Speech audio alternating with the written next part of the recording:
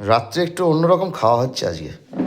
একটা স্যালাড আছে, ব্রকলি, গাজর, পেঁয়াজ, একটু সেদ্ধ ডিম, আর দেওয়া হচ্ছে মাশরুম। আর যে রুটি দিয়ে এইটা হচ্ছে, কেমন হবে দেখা যাক, খাওয়ার পর বলতে পারবো। আর এখানে আছে, কি আছে এটা? শিক কাবাব করা হয়েছে আজকে। কেমন হবে জানি না, নতুন বানানো হলো, সেটা খাওয়ার পরেই একমাত্র বলতে পারবো আপনাদেরকে।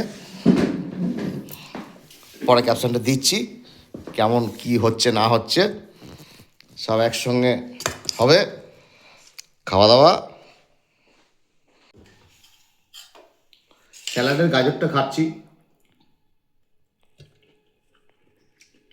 মানে মাশরুম আছে, বয়েল করে নেওয়া হয়েছে,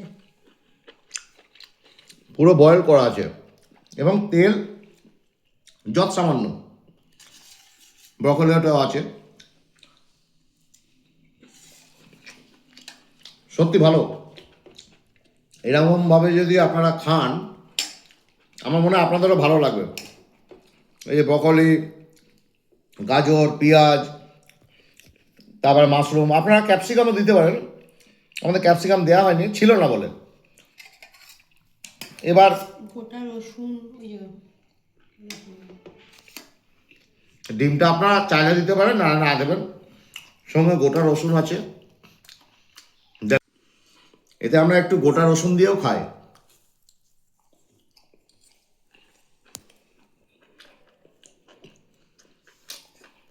এটা গোটা রসুন।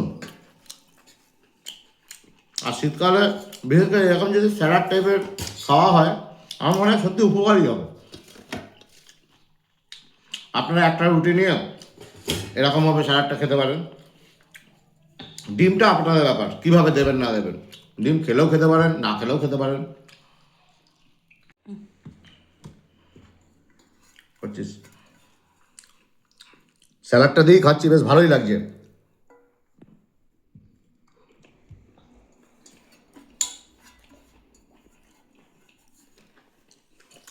এটা মাশরুমটা ছোটো ছোটো করে কাটা হয়েছে। তারপর তো আরেকটা আইটেম আছে, শিক কাবাব আজকে বাড়িতে বানানো হয়েছিল। দারুণ খেতে, দারুণ হেভি হয়েছে। এটা খেয়ে দেখি, শিক কাবাব প্রথম বানানো হলো তো, না ভালোই হয়েছে, ভালো মানে অসাধারণ, সত্যি অসাধারণ। যে বানিয়েছে একটু দেখাও, আমি তো এটা বানাইনি, কেমন হয়েছে? আমি তো বলছি ভালো।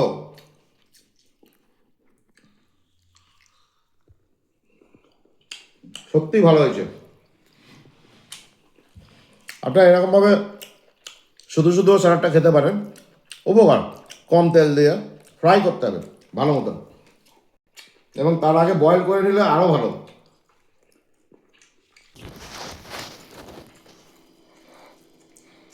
এটা দোকানে দাঁড়িয়েছিল।